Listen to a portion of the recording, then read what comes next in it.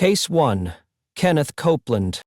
A reporter leans forward across the table, asking the question millions of Christians have been wondering. Why do you need a private jet when Jesus walked everywhere he went? Kenneth Copeland's response would become one of the most shocking statements in modern religious history. "I can't fly commercial," Copeland declares with absolute conviction, "because it's full of demons. You can't manage that today. This dope-filled world and get in a long tube with a bunch of demons." The 86-year-old televangelist sits comfortably in his $6 million lakefront mansion, justifying his fleet of private jets to an audience of followers who can barely afford their monthly rent. Behind him, through floor-to-ceiling windows, his personal airstrip stretches across the Texas landscape where 4 luxury aircraft, worth over $20 million, await his next ministry trip to exotic destinations around the globe. But the real demons aren't on commercial airlines. They're sitting in boardrooms and television studios, wearing expensive suits and manipulating the deepest spiritual beliefs of desperate people for personal profit. Kenneth Copeland has perfected the art of turning faith into a financial weapon, extracting hundreds of millions of dollars from elderly widows, struggling families, and terminal cancer patients who send their last dollars believing God will multiply their seed offerings into miraculous abundance.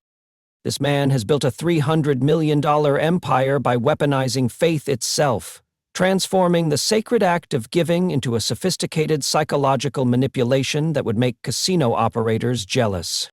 Copeland's prosperity gospel operates like a spiritual pyramid scheme. Followers are taught that financial blessings are directly proportional to their donations. The more they give, the more God will supposedly return to them. Elderly believers mortgage their homes to send seed faith offerings, convinced that their sacrifice will trigger divine intervention in their finances. Terminal patients drain their medical savings, trusting that their generosity will convince God to heal their diseases. While his followers choose between medication and groceries, Copeland travels the world in luxury jets, stays in 5-star resorts, and accumulates property like a real estate mogul. His ministry's tax-exempt status means every dollar extracted from struggling believers flows directly into his personal empire without government oversight or accountability. The human cost is devastating. Families have been bankrupted by Copeland's prosperity promises. Cancer patients have died after abandoning medical treatment to send their healthcare money as faith seeds. Elderly widows have lost their homes after following his teaching that God rewards financial sacrifice with supernatural multiplication. The footage of Copeland laughing about his demon-filled commercial airline excuse while millions of his followers struggle with poverty isn't just offensive, it's evidence of the most successful religious fraud operation in American history. And Kenneth Copeland is just the beginning of what we discovered about preachers who turned the pulpit into a personal ATM. Welcome to Savage Case Files, where we expose the most shocking betrayals of trust in modern society. What you just witnessed with Kenneth Copeland's demon airline excuse represents the tip of an iceberg that spans the globe and destroys millions of lives. These aren't just greedy preachers asking for extra donations.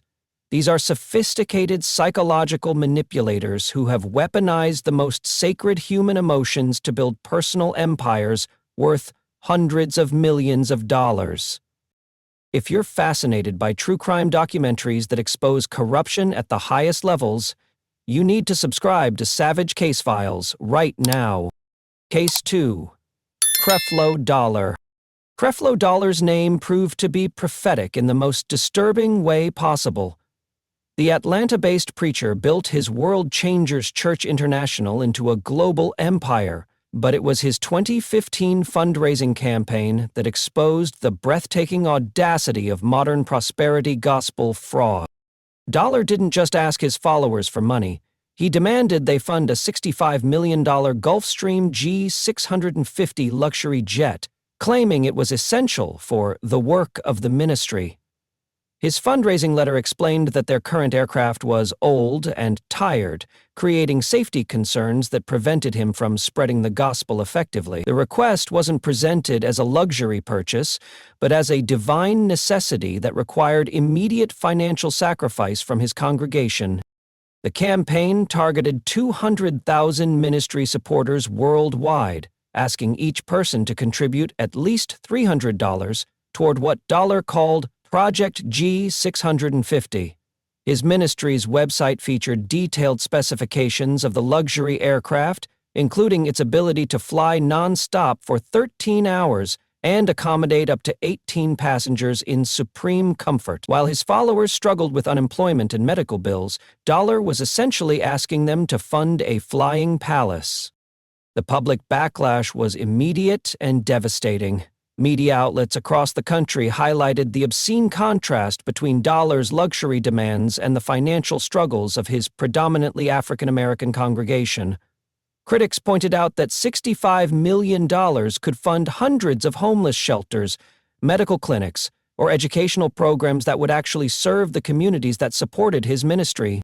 But the most damning revelation came when investigative journalists examined Dollar's existing lifestyle, funded by previous donations. His ministry already owned a $2.5 million Rolls-Royce, multiple luxury homes, and expensive jewelry that contradicted every principle of Christian humility and service. The G650 request wasn't an isolated incident. It was the latest escalation in a decades-long pattern of extracting maximum wealth from vulnerable believers. Under intense media scrutiny, Dollar eventually suspended the fundraising campaign, claiming he would find alternative funding sources for the jet. But the damage was done. The man whose name literally meant money had exposed the true nature of prosperity gospel theology, a sophisticated wealth extraction system that prioritized pastoral luxury over congregational welfare. Case 3. Benny Hinn. Benny Hinn transformed religious healing into the greatest theatrical production in modern Christianity, building a global empire worth hundreds of millions of dollars through carefully orchestrated miracle performances that convinced desperate believers they were witnessing genuine divine intervention. For over 3 decades, Hinn filled stadiums across 6 continents with his miracle crusades, drawing crowds of up to 70,000 people seeking supernatural healing from terminal illnesses, disabilities, and chronic conditions. His dramatic performances featured people falling backward en masse when he waved his jacket, wheelchairs allegedly emptying as paralyzed patients walked again, and tumors supposedly disappearing through his healing touch. But former ministry insiders revealed the sophisticated deception behind Hinn's miracle empire. Staff members described extensive pre-screening processes where potential participants were selected based on conditions that could appear dramatically improved through adrenaline and suggestion. People with chronic pain, depression, or mobility issues were positioned strategically, while those with verifiable medical conditions like cancer or diabetes were quietly turned away. The financial manipulation was even more sophisticated than the staged healings. Hinn's fundraising operation targeted people facing medical crises, convincing them that generous donations would not only fund his ministry, but trigger divine healing in their own bodies. Desperate cancer patients would send their treatment money as seed offerings, believing that their financial sacrifice would convince God to heal their diseases. Hidden camera investigations exposed Hinn's luxury lifestyle, funded by donations from impoverished followers. While promising financial breakthroughs to supporters, Hinn was purchasing oceanfront mansions worth millions, traveling exclusively on private jets, and staying in presidential hotel suites that cost more per night than most of his followers earned in a month. Medical follow-up studies consistently found no evidence of genuine supernatural healing at Hinn's crusades. Patients who appeared healed during his services often experienced immediate return of symptoms, while others had never actually suffered from the conditions Hinn claimed to cure. The healing empire that brought hope to millions was exposed as elaborate theater designed to generate maximum emotional impact and donation revenue. The revelation that Hinn's healing ministry was primarily a fundraising operation disguised as spiritual service destroyed his credibility with mainstream Christianity. But his international broadcasts continue to exploit vulnerable believers seeking miraculous intervention for their desperate circumstances. Case 4. Joel Osteen. Joel Osteen turned Christianity into a feel-good commodity, building America's largest church congregation by eliminating everything uncomfortable about traditional faith: sin, sacrifice, suffering, and social responsibility. While accumulating a personal fortune that would make Wall Street executives envious, when Osteen inherited Lakewood Church from his father in 1999, it was a modest Houston congregation of 6,000 members. Within 2 decades, he had transformed it into a 52,000-member mega empire housed in a renovated sports arena, generating over $100 million annually through his carefully crafted prosperity theology that promised abundance without accountability. Osteen's revolutionary approach eliminated traditional Christian concepts that might make wealthy audiences uncomfortable. His sermons never mention sin, rarely reference sacrifice, and completely avoid discussions of social justice or wealth inequality. Instead, he delivers motivational speeches disguised as spiritual messages, convincing audiences that God wants them to be prosperous, successful, and eternally optimistic about their material circumstances. The financial genius of Osteen's operation lies in its sophisticated revenue diversification. His best-selling books, including Your Best Life Now, have sold millions of copies worldwide, generating massive royalties that supplement his church income. His speaking engagements command 6-figure fees, while his television broadcasts reach over 100 countries, creating a global brand that markets positivity as spiritual truth. But Osteen's true character was exposed during Hurricane Harvey in 2017, when his massive church facility remained closed to flood victims while thousands of Houston residents desperately needed shelter. As families lost everything to unprecedented flooding, Osteen initially claimed his church was inaccessible due to flood damage, a claim contradicted by social media videos showing the building was completely dry and accessible. The public outrage forced Osteen to open his church as a shelter, but only after facing withering criticism for prioritizing property protection over human need. His response revealed the emptiness behind his prosperity gospel. When faced with genuine human suffering that couldn't be solved through positive thinking and material abundance, Osteen's theology proved utterly inadequate. Financial records revealed that Osteen lives in a $10.5 million mansion while preaching to congregations that include struggling families facing foreclosure, medical bankruptcy, and unemployment. His tax-exempt church status means his massive personal wealth accumulation receives government subsidy while providing minimal charitable benefit to the communities that support him. Case 5. T.D. Jakes. Thomas Dexter Jakes transformed his pastoral calling into a multimedia business conglomerate that generates tens of millions of dollars annually through a sophisticated blend of religious authority and commercial entertainment that prioritizes profit over pastoral care. Jakes built his empire through megafests, massive conference events that combine religious services with celebrity performances, motivational speaking, and aggressive merchandise sales. These gatherings attract hundreds of thousands of attendees who pay premium prices for inspirational content that markets spiritual growth as a consumer product, rather than a sacred journey requiring personal transformation. The bishop's business portfolio extends far beyond traditional ministry into film production, book publishing, real estate development, and media distribution.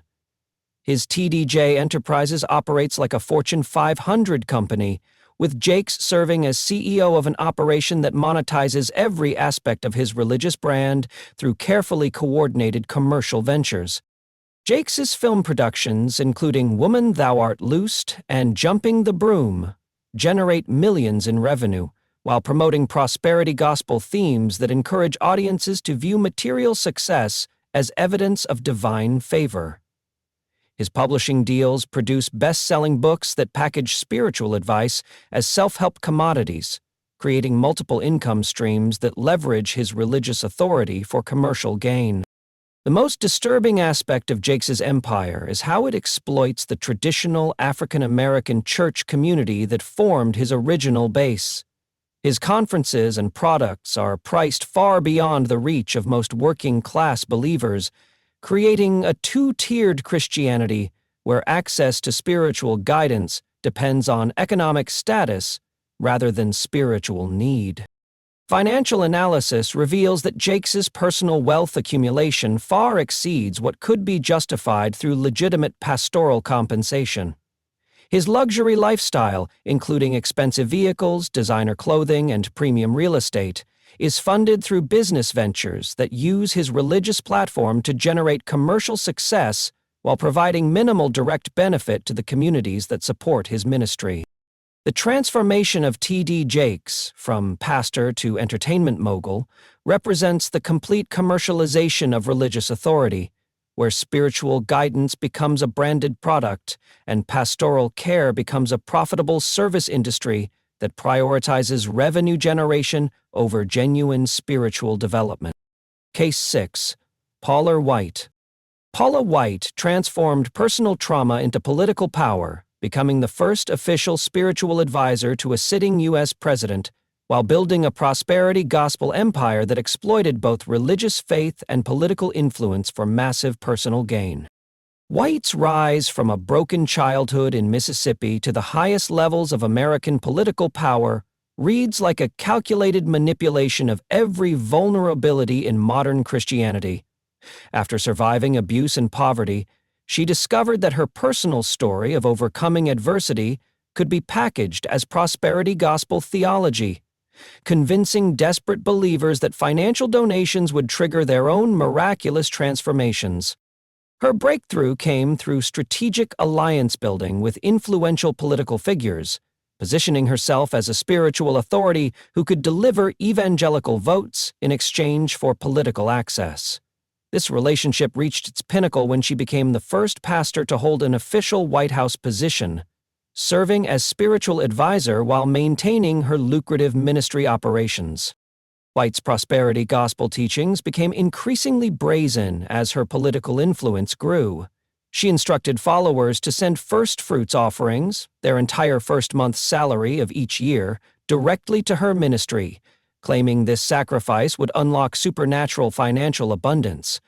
The timing wasn't coincidental. January offerings provided massive cash infusions to fund her luxury lifestyle throughout the year. The most disturbing aspect of White's operation was how she weaponized political rhetoric to increase donations.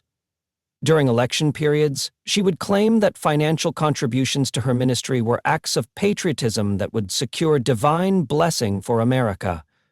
She successfully merged religious authority with political power, creating a fundraising machine that extracted money from believers by convincing them their donations served both spiritual and national purposes.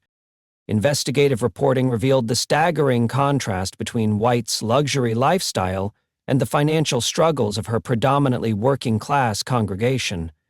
While preaching about supernatural abundance, she was accumulating designer wardrobes worth hundreds of thousands of dollars, luxury vehicles, and premium real estate holdings that contradicted every principle of Christian humility. Her political connections provided unprecedented protection from the scrutiny that typically follows prosperity gospel fraud. Traditional oversight mechanisms failed because White's critics could be dismissed as politically motivated, while her supporters viewed attacks on her ministry as attacks on their political beliefs. Case 7. Eddie Long. Eddie Long built one of America's most powerful megachurch empires in Atlanta, accumulating massive wealth and political influence before his spectacular downfall exposed the devastating consequences of unchecked pastoral authority and prosperity gospel manipulation. Long's New Birth Missionary Baptist Church grew from a small congregation to a 25,000-member mega empire that dominated Atlanta's religious and political landscape. His prosperity teachings convinced followers that financial sacrifice would demonstrate their faith commitment, while funding his increasingly extravagant lifestyle that included luxury vehicles, expensive jewelry, and palatial estates. The bishop's power extended far beyond religious circles into Atlanta's political and business communities, where his endorsement could determine election outcomes and his opposition could destroy careers. He leveraged this influence to protect his ministry from financial scrutiny while extracting millions in donations from working-class members who viewed their pastor's wealth as evidence of divine favor. Long's empire was built on sophisticated emotional manipulation that targeted vulnerable young men and families struggling with economic hardship. His teachings promised that generous giving would trigger supernatural breakthroughs, convincing desperate believers to mortgage their homes, drain their savings, and sacrifice their children's education funds to support his ministry's expansion.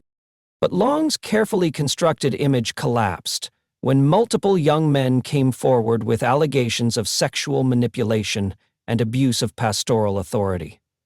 The accusations revealed a pattern of predatory behavior that exploited the spiritual trust and economic dependence he had cultivated through his prosperity gospel teachings. The legal battles that followed exposed the extent of Long's wealth accumulation through his tax-exempt ministry.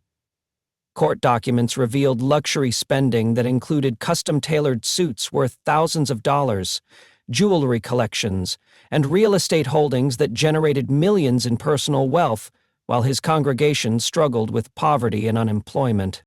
Most devastatingly, the scandal revealed how Long's prosperity gospel theology had been used to maintain control over his victims. Young men who came forward described how they were convinced that challenging Long's authority would result in divine punishment and financial ruin, demonstrating how prosperity teachings can become tools of psychological manipulation and abuse.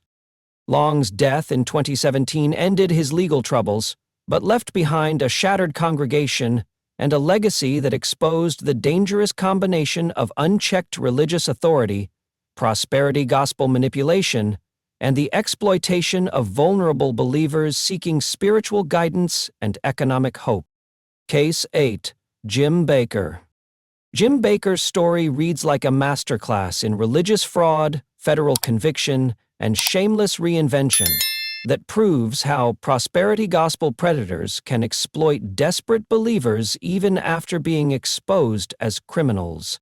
During the 1980s, Bakker built PTL Praise the Lord Ministries into a $129 million empire that included the popular PTL Club television show and Heritage USA, a Christian theme park that attracted 6 million visitors annually. His prosperity gospel promised supernatural financial returns to faithful donors, convincing elderly believers to send their life savings to fund what they believed was legitimate ministry work. But Bakker was operating the largest religious Ponzi scheme in American history. He sold lifetime partnerships to Heritage USA, promising supporters permanent vacation accommodations in exchange for donations of $1,000 or more. The problem was mathematical impossibility. Bakker sold over 153,000 partnerships for hotel rooms that could only accommodate 25,000 people annually. The donations were systematically diverted to fund his luxury lifestyle rather than the promised facilities. Federal investigators discovered that Bakker had been living like royalty while his supporters struggled financially. Ministry funds purchased his $600,000 Palm Springs home, luxury vehicles, expensive jewelry for his wife Tammy Faye, and an air-conditioned doghouse that cost more than most of his followers' annual income. The man preaching about sacrificial giving was using those sacrifices to fund unprecedented personal extravagance. The scheme collapsed when Jessica Hahn publicly revealed Bakker's sexual assault and the $279,000 in hush money paid to silence her testimony. The scandal triggered federal investigation that exposed the full scope of his financial crimes, leading to his conviction on 24 counts of mail fraud, wire fraud, and conspiracy charges. Judge Robert Potter sentenced Bakker to 45 years in federal prison, calling his crimes the greatest scam perpetrated on the American people in this century. The judge specifically noted how Bakker had exploited elderly believers' faith to fund his personal enrichment, describing the emotional and financial devastation caused to thousands of victims who trusted their spiritual leader. But Bakker's story didn't end with his 1989 conviction. After serving 5 years in prison, he launched one of the most audacious comeback operations in religious fraud history. His new Jim Bakker show targets the same vulnerable demographic with even more desperate tactics, selling survival food buckets, colloidal silver solutions, and other products marketed as essential preparation for end-times scenarios. Most shocking was Bakker's promotion of Silver Solution during the COVID-19 pandemic, claiming the product could cure coronavirus infections. Federal authorities forced him to stop making these dangerous medical claims, but not before he had extracted millions from terrified believers seeking protection from a deadly pandemic. Case 9. Peter Popoff. Peter Popoff's exposure as a fraud created one of the most devastating moments in televangelism history, yet his shameless return to ministry proves how prosperity gospel predators can reinvent themselves to exploit new generations of desperate believers. Throughout the 1980s, Popoff built his healing ministry on an apparently impossible ability to receive divine revelations about audience members' personal lives, medical conditions, and intimate struggles. Night after night on television, he would call out specific names, addresses, and health information with startling accuracy, convincing millions that God was communicating directly through him. "There's a Maria Gonzalez in Section C," Popoff would announce to gasps from the crowd. "You live on Maple Street, you have diabetes, and your husband died of cancer last year." When the amazed Maria would stand up, confirming every detail, television audiences became convinced they were witnessing genuine divine revelation transmitted through their screens. The illusion was shattered when magician James Randi applied scientific investigation to Popoff's performances. Using radio frequency scanners, Randi discovered that Popoff was wearing a tiny wireless earpiece virtually invisible to television cameras. His wife, Elizabeth, was seated in a back room, reading personal information from prayer cards that audience members had filled out before the service, then transmitting the details directly into her husband's ear. The exposé came during a live television broadcast, when Randi played recordings of Elizabeth Popoff's transmissions. Viewers heard her voice feeding information to her husband. "Hello, Petey, can you hear me? If you can't, you're in trouble. Say hello to me." The recordings captured her reading prayer card details and coaching him on delivery for maximum emotional impact. The revelation instantly destroyed Popoff's credibility and triggered the complete collapse of his ministry empire. Within months, his television show was canceled, donations dried up, and his healing crusades were exposed as elaborate technological deceptions. The man who claimed direct communication with God was revealed as a fraud, using equipment available at any electronics store. But Popoff's story took an even more disturbing turn when he reinvented his ministry in the 1990s, targeting a new generation of believers who were unaware of his previous exposure. His comeback focused on selling miracle spring water through late-night television commercials that promised supernatural financial breakthroughs to anyone who sent donations along with their prayer requests. The new operation proved even more profitable than his original healing ministry. Desperate believers send millions of dollars annually for small packets of ordinary tap water that Popoff claims has been blessed with miracle-working power. His promotional materials promise debt cancellation, job opportunities, and financial windfalls to anyone faithful enough to send seed offerings along with their water requests. Federal investigations have repeatedly found that Popoff's miracle water contains no special properties whatsoever. It's literally ordinary municipal water packaged in his ministry facilities. Yet his operation continues generating millions in revenue from believers seeking supernatural solutions to their financial desperation, proving that religious fraud can survive even the most public exposure when it targets human desperation effectively. Case 10. Bishop David Oyedepo. David Oyedepo has built the most devastating prosperity gospel empire in human history, extracting billions of dollars from impoverished African believers while accumulating personal wealth that rivals oil tycoons and tech billionaires, all under the protection of religious authority and tax-exempt status. The Nigerian bishop founded Winners Chapel in 1981 with a handful of followers, but transformed it into a global empire spanning over 65 countries with more than 5 million members worldwide. His Covenant University and private schools generate hundreds of millions in revenue, while his publishing house, television networks, and real estate holdings create a business conglomerate that operates under the facade of religious ministry. Oyedepo's prosperity theology targets the most vulnerable populations imaginable, families living in extreme poverty who are convinced that sending their last dollars to his ministry will trigger supernatural financial breakthroughs. His Liberation City headquarters outside Lagos features the world's largest church auditorium, seating 50,000 people who gather weekly to hear promises of abundance that never materializes for his impoverished followers. The true scope of Oyedepo's wealth extraction becomes clear when examining his personal lifestyle, funded by donations from believers who lack basic necessities. He owns 4 private jets worth over $60 million, including a Gulfstream G550 that costs more than most African nations spend on healthcare annually. His mansion compound features luxury amenities that would embarrass European royalty, all built with money extracted from families choosing between food and offerings. But the most disturbing aspect of Oyedepo's operation is how he weaponizes African cultural respect for religious authority to prevent financial scrutiny. His followers are taught that questioning pastoral wealth demonstrates lack of faith that will result in divine punishment and continued poverty. This psychological manipulation creates a self-reinforcing system where the poorest believers become the most generous donors, terrified that reducing their giving will condemn them to permanent destitution. Financial analysts estimate that Oyedepo's net worth exceeds $150 million, making him wealthier than most Fortune 500 CEOs while claiming tax-exempt religious status.